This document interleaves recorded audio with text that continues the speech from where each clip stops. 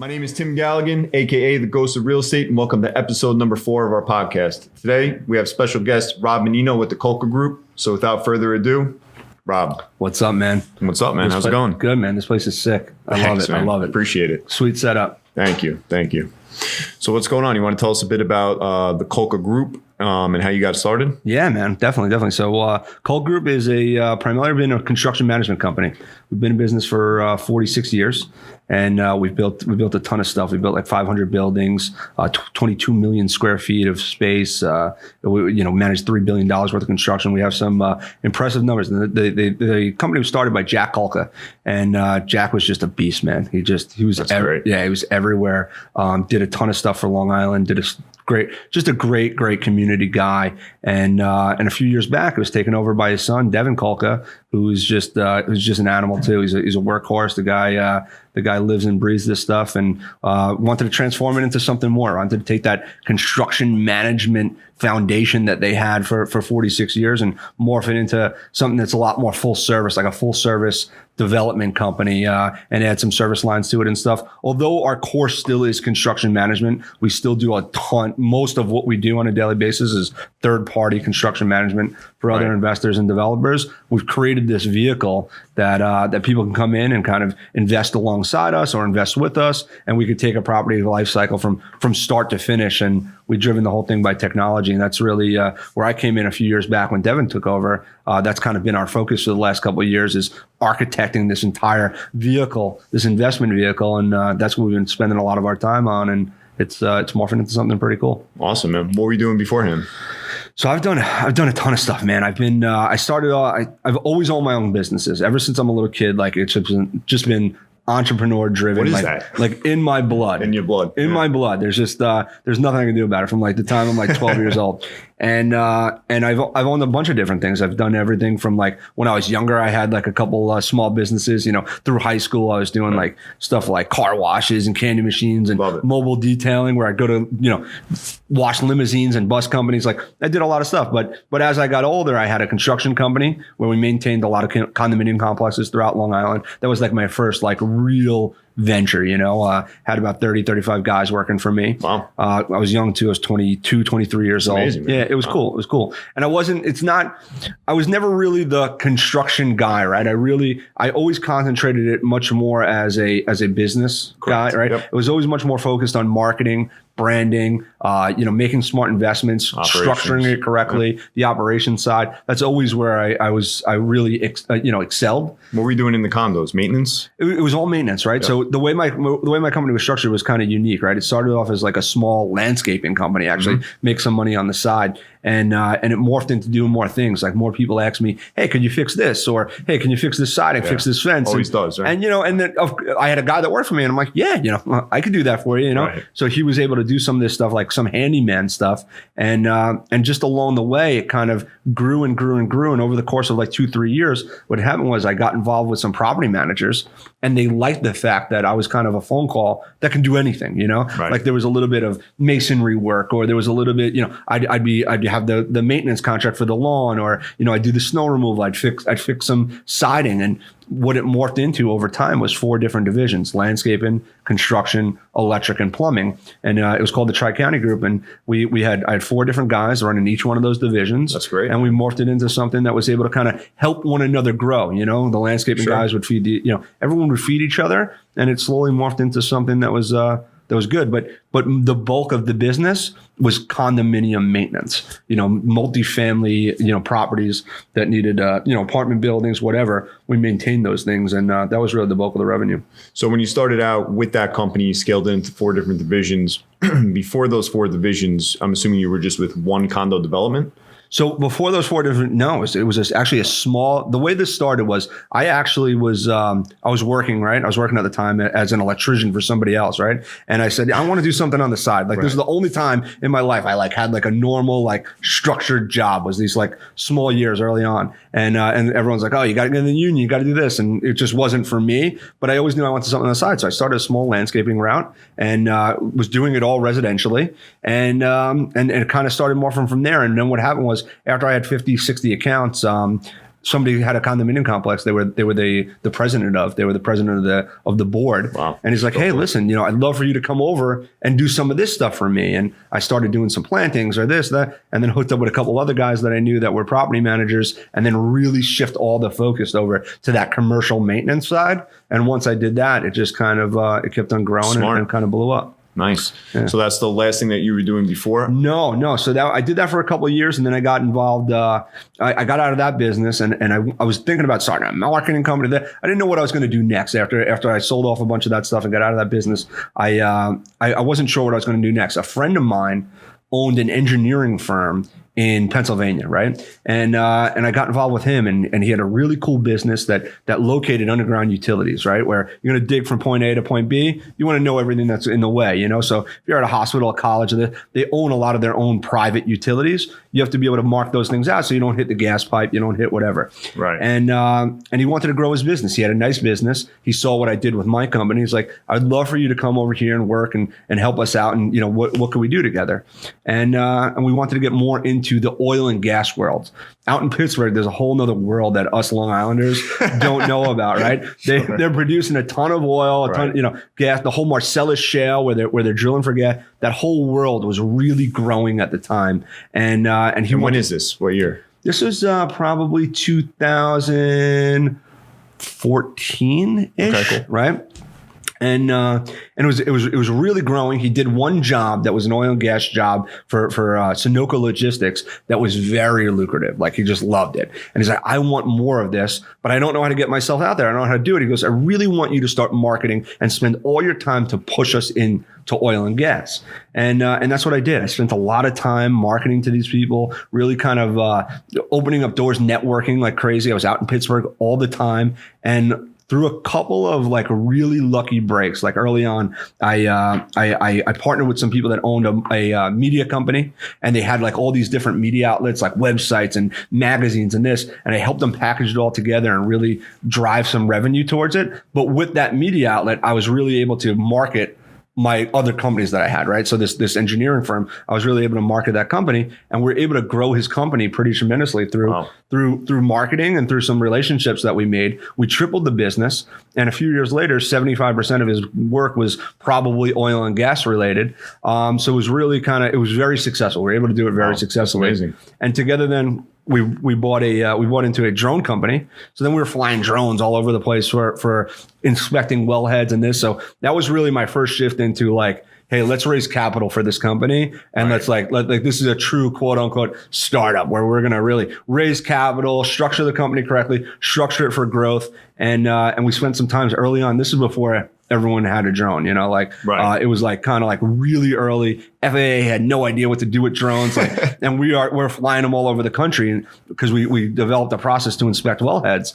And it was a really cool learning experience. And you were able to tap that in as an add-on service. So actually, it was a whole separate entity, right? Got it. A guy that we met along the way. He was a one-man show.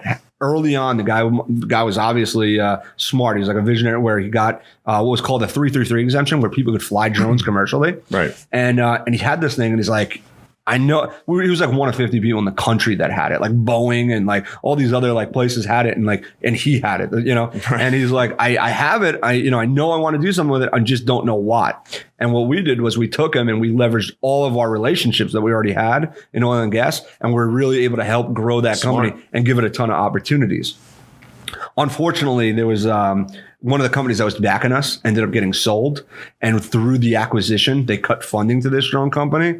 So we had such a clear growth path, though. It was like a really, really exciting time because we were like on the cutting edge of something that was really hot, developed a process that no one else was doing, replacing something that they were spending millions and millions of dollars a year on with robots, flying robots, essentially. Right. And it was really like my first dive into like a real like, wow, this is an exciting, startup, capital raise, investors, the whole thing. And it was a huge learning experience for me. Unfortunately, at the end, it wasn't a success story, but the learning experience was incredible. Yeah, it seems like you have a habit of taking something and magnifying it, right? You did it with the condos, you did it with the oil. We've gotten lucky. Yeah, we've gotten lucky a couple of times, and it's kind of, we fell into a niche where I was able to really kind of take something and kind of think outside the box, creatively package it together, and kind of help that grow. Right. And that's kind of been historically, I've been able to kind of figure that part of it out, and that's kind of where the value is. I think it's a great value to have. Yeah. Good stuff. So I did some of my own research on the Kulka Group as well before we met, and I pulled up some things here. So you guys, like you said earlier, have been around since the 70s. Yep. All right. You guys were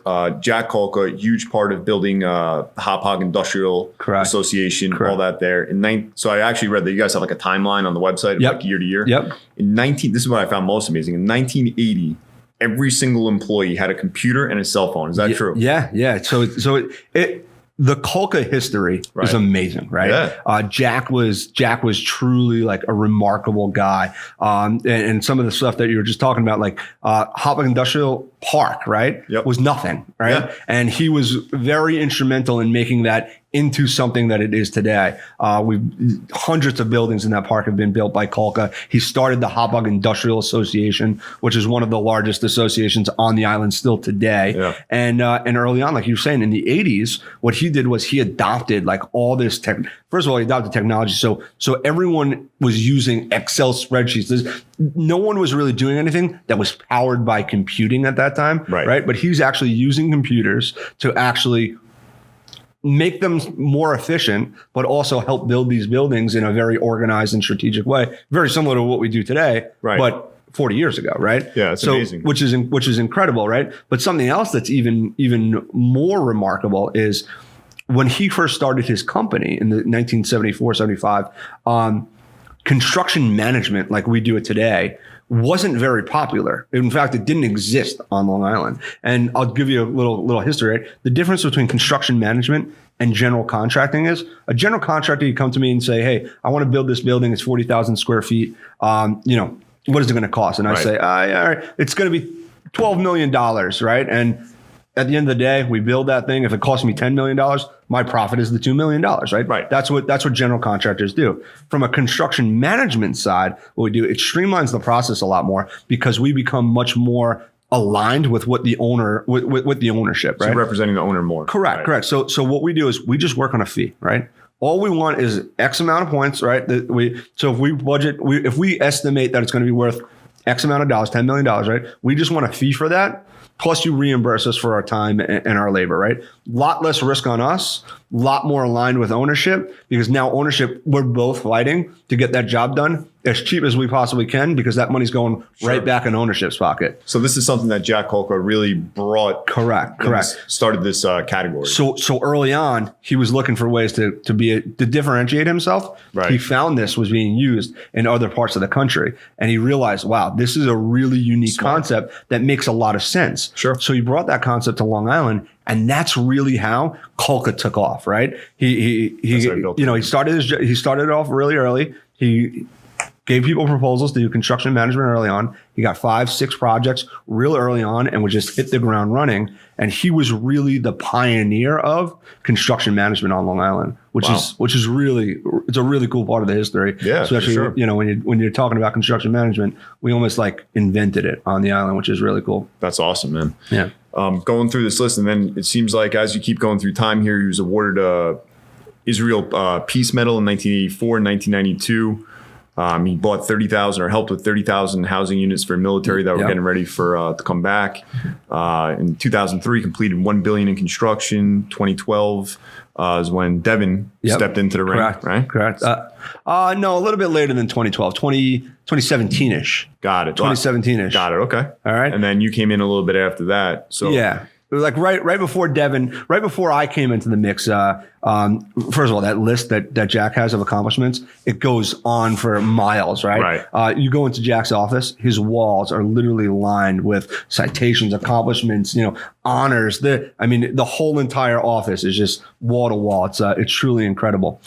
But when Devin took over, he just kind of, his dad was going through, it was kind of like a flip of the switch, right? So he was working as a site super. He literally was the guy that worked his way from the ground up, like worked for subs, like trucking concrete and trucking brick on job sites, right? But then he worked his way up to actually work for Kulka, and he was one of the site supers on a pharmaceutical project that we were working on. It was a really large, it was like a $150 million project, and he was working as one of the site supers, and his dad had some health issues, right? And like overnight, it was like dad was sick. What are we going to do? He stepped up. He went into the hot seat, became the guy in charge. Yeah. Became the guy in charge, had to finish like hundreds of millions of dollars worth of construction, right? He had to finish this out and close these jobs out. And his dad was sick for like 5, 6, 7 months. And sure enough, Devin did such a good job that when Jack came back, he's kind of like, hey, listen, it looks like you got it going on. Like, it looks like you have this under control. Awesome. Let me step back. And that was it. Devin took that over and just kind of ran with it. Good stuff. Yeah, it was really impressive. It was really impressive. He was young. He was 24, 25 years old when that happened. Unbelievable. Yeah. So now you come onto the scene. Now you have the past background from the construction management, which you were able to magnify. Correct. You have the past experience from the oil, which you were able to magnify, Correct. with drones being involved. Correct. Now you step into the ring with Kulka. Correct. So now Correct. I know from speaking with you that it's magnifying. You guys are introducing some new platforms. I'm assuming this has to do with you. Yeah, so it has a lot to do with both of us, right? Cool. So Devin, I have some crazy ideas sometimes, but Devin's crazy enough to listen to me, and make sense of it all, because I just throw a ton of stuff. He's also smart enough to tell me, wait a second, we can't do that. That's too crazy of an idea. So about a year after he took over, him and I linked up because he was doing a project and he needed some help kind of piecing that all together, raise some capital for a hotel deal that he was working on. And him and I worked together on it, and it just worked, right? It was, right. He was very happy with what I was doing. I was very happy with the company, the history, what it could be, his drive to make it even more. And after a couple months of working together and just kind of figuring out, hey, what could we do together? And, we're both kind of driven. We both work really well together. Right. We kicked some ideas around, and we kind of came up with this concept of, hey, listen, let's take the foundation that's here, this wonderful company that we've had, that's been in your family for over 40 years, and let's morph it into something that is a full service development company. We can make a lot more investments. We could use it as a vehicle for other people to invest with us, and we could do it from start to finish, right? We'll find the properties. We'll capitalize it by bringing in other investors, investing in ourselves, building out that capital stack. We'll obviously take it through approvals, build it, and then manage it long term. And we came up with this concept, kind of scratching some crap on the back of a napkin. And now here we are 3 years later, and it's real, and more real than we ever even imagined it.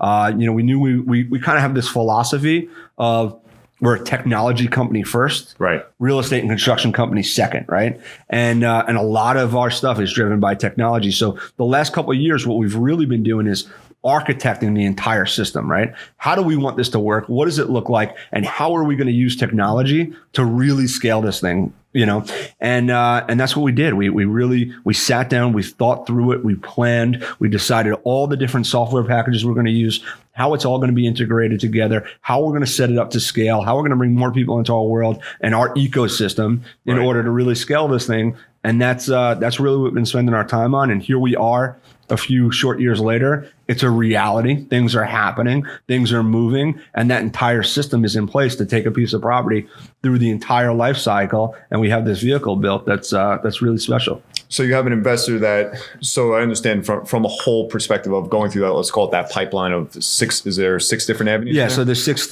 different stages of what we call our property life cycle, right? We have to identify the property, right? So we have a team of investment advisors or brokers that are working to find proproperties all day, every day. What makes sense? What fits? Got it. Are they in-house? In-house. What makes sense in our criteria? Now, listen, our brokers, right? We obviously have a ton of broker relationships because we're not a typical broker firm. We're much more investment focused. So a lot of times other broker teams are bringing us deals, and we talk with them all day, every day. And we love all of them because a lot of times it's just, they're the ones that are really finding those properties.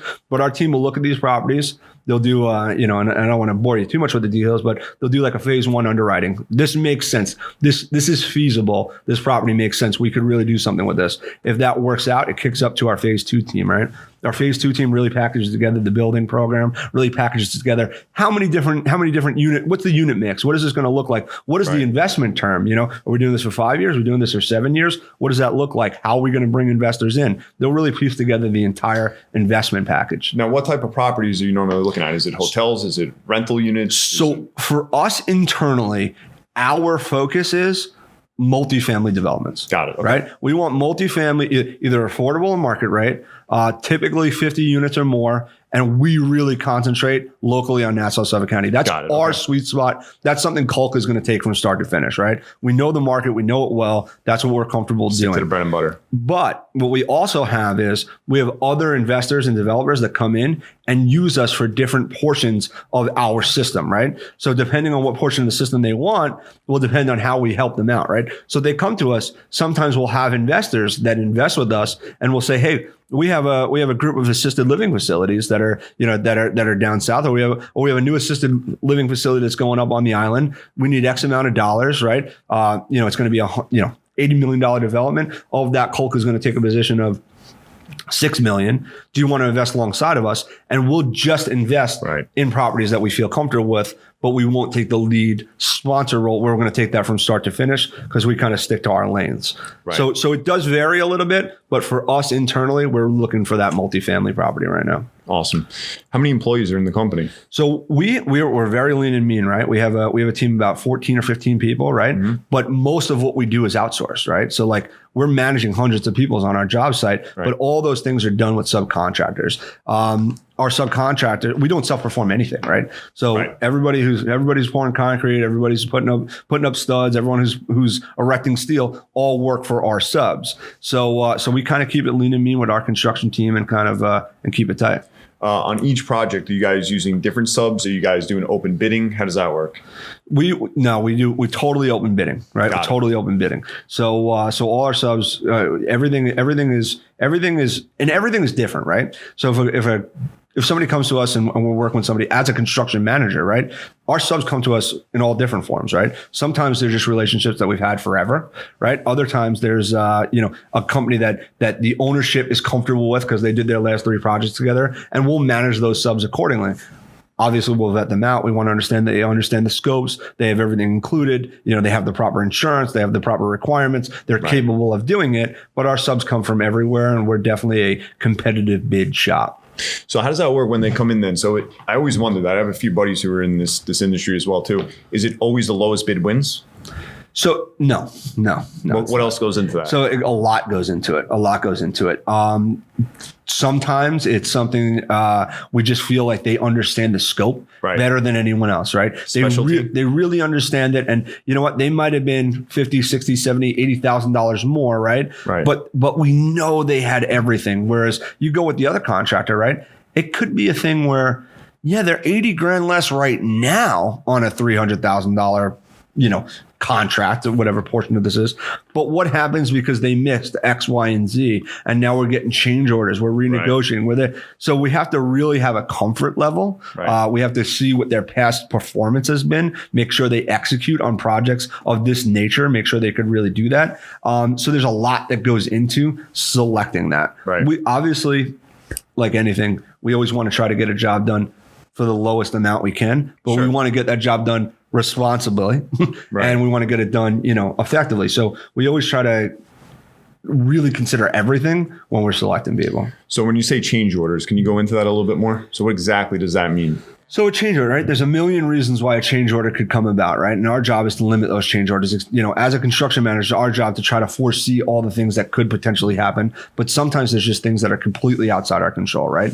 One of those being maybe something's unseen, right? You start digging and you find out something's underground that you didn't know about, right? The design team didn't catch it in the design phase. Whatever it might be, that potentially could be a change order. Maybe as we're going through things, ownership decides, hey, I had this lighting package, right? But you know what? I really want to upgrade to this lighting package. It's going to make the space look so much bigger, so much better. That's a change order. Sometimes it's a design issue, right? Sometimes maybe the architect, they have a detail that said one thing, right? But now as we're in the field and as we're doing it, we realize, you know what? This isn't going to work exactly as we had planned it's going to work. We need to change, this clip. And because of the size of the projects, right? Something as simple as a clip, but you have, 1,500 of them on the job and it's, and it's a couple dollars more, whatever. Those things add up, right? So there's a million reasons why you could have change orders. Our job is to limit those change orders. And that's where we come in and that's kind of where we bring our value. Awesome. So as you guys are continuing to grow, you guys now formed Kulka Interactive. Correct. Tell us about it. So Kulka Interactive is, we sat back, right? And we always thought to ourselves, we want to create content, right? Just like you're doing here. This is phenomenal, right? Sure. We want to create content. There's a lot of power in creating content. 100%. The challenge was, just like you, just like everyone, right? Everyone has jobs, everyone has things to do, everyone has responsibilities, right? We were not the guys who were going to sit in front of the cameras all day, every day, and constantly be pumping out content, but we really wanted to make a splash. So how do we do that? Well, for a long time, we kicked around different ideas. We had a podcast. We started it. We stopped it. We did, right? How do we do more? How do we, and how do we make the biggest impact? And sure enough, we came up with this idea for Kulka Interactive. How it came about at this point, I don't even know anymore, like how it morphed into what it was. But I know the initial concept was, how do we take it so that we could really virtualize our network? Take all the people that are around us that are doing phenomenal things, and how can we put it together in one spot, right? And part of that came about because everybody's creating all this great content. You're creating great content. All these people on Long Island are creating great things.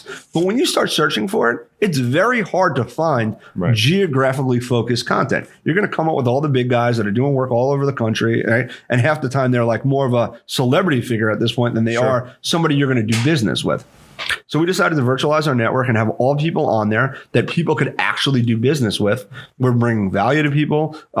Our audience. Smart. Yeah. We're bringing value to our contributors who are hooking up with one another. Absolutely. And we're bringing value to Kulka by growing our brand, growing our network, and kind of trading secrets with one another. So we decided to virtualize this thing, and through a collaborative effort, we decided we wanted to make it like the Netflix of good business content on Long Island, right? And you could kind of find a little bit of everything on there. You can find stuff about real estate. You can find stuff about marketing, finance, investments, culture, restaurants. There's all different things, technology. There's all different people in all different walks of life that are all contributing to that one place. And it's kind of morphed into something. Like your own little social media. It's like a social media blog network that, it's really morphed into something great.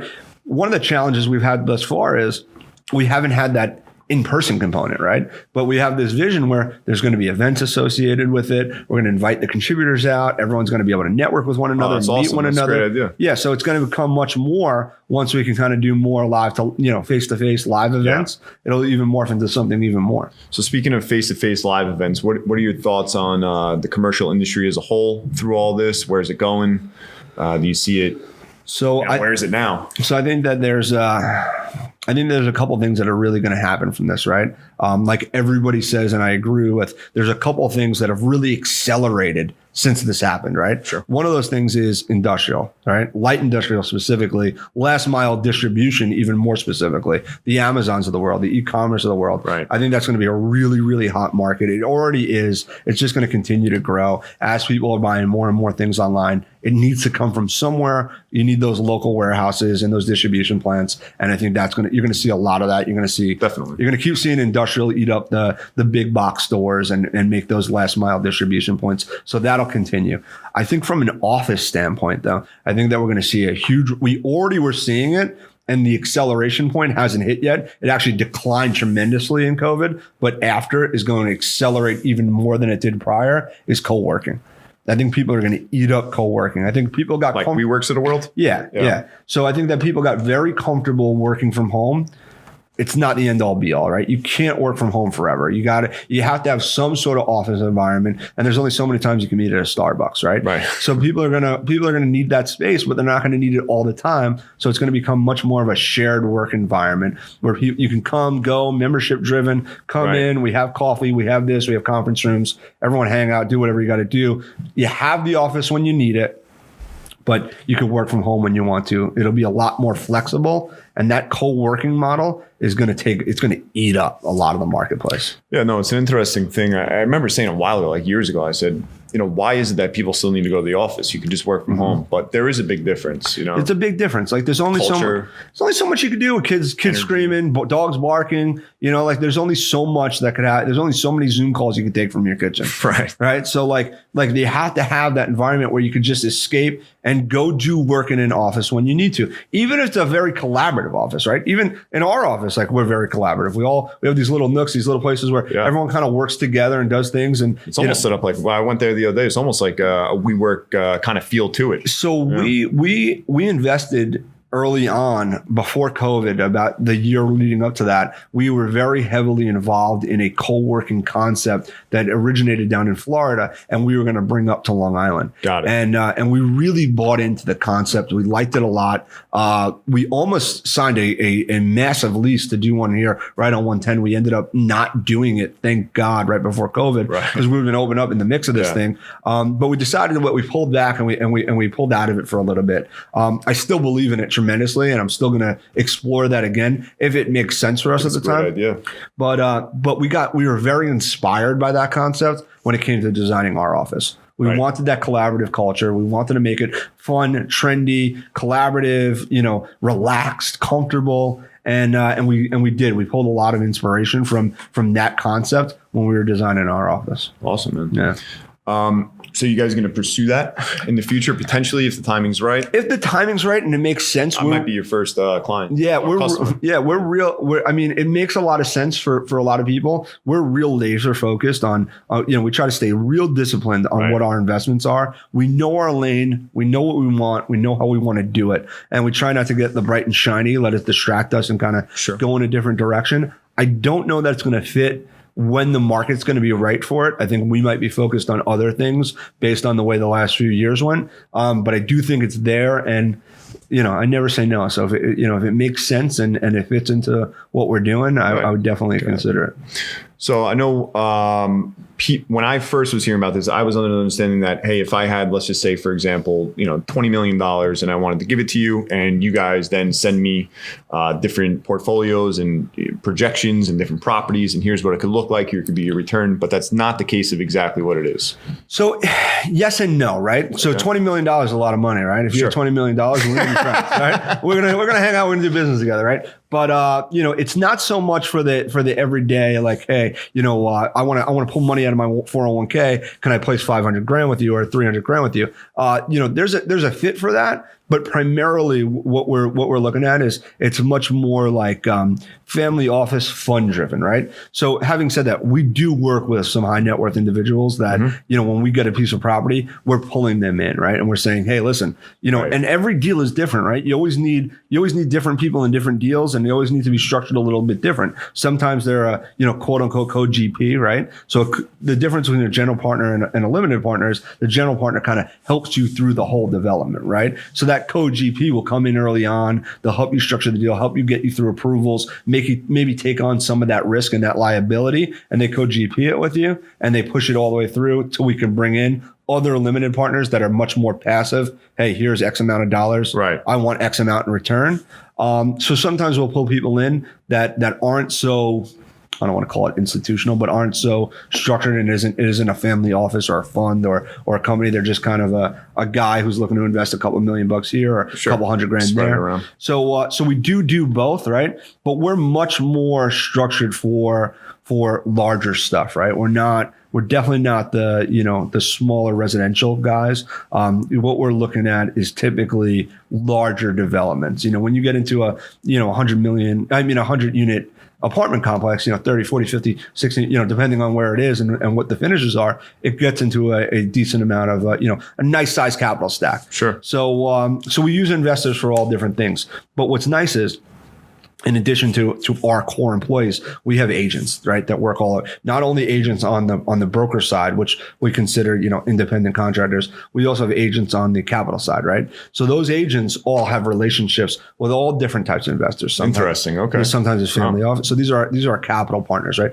So sometimes it's family offices, sometimes it's individuals, sometimes it's other companies, other developers, and there's all different ways that everyone kind of fits into the mix into these investments. Smart, right? And what happens is, if you as an agent, you have relationships with 3 or 4 investors, you come to us and we set up an investor profile for them, right? And we say, hey, these investors are interested in, what type of asset class? Maybe it's industrial, maybe it's multifamily, maybe it's commercial, whatever it might be. They set their profile up to what they're interested in. Then they start talking about, well, what types of returns do you target? What's your typical investment size? What are you looking for out of these investments? And we'll set that profile up for them, right? Through a series of questions. After that profile is set up, it sits there, right? And maybe we don't have a deal for them today. Maybe we don't have a deal for them tomorrow. I can guarantee it's not going to be overnight. But when we get deals that come through our vehicle, our system, right, that are a good match for them, we automatically match it with those investors. We send it out to those investors and say, hey, these 22 investors are a good match for a multifamily development on Long Island with the typical investment size of $3 million, send it out to these investors. Those investors will get it. They'll be able to look at it. They'll be able to underwrite it, and they'll be able to commit capital based on whether or not it's a good fit for them. Right. And every time it's different, right? Because there's always different portions of the capital stack, different risks associated with it, different ways that kind of fits into the mix, right? Depending on how what we're looking for and what needs that particular property or development needs.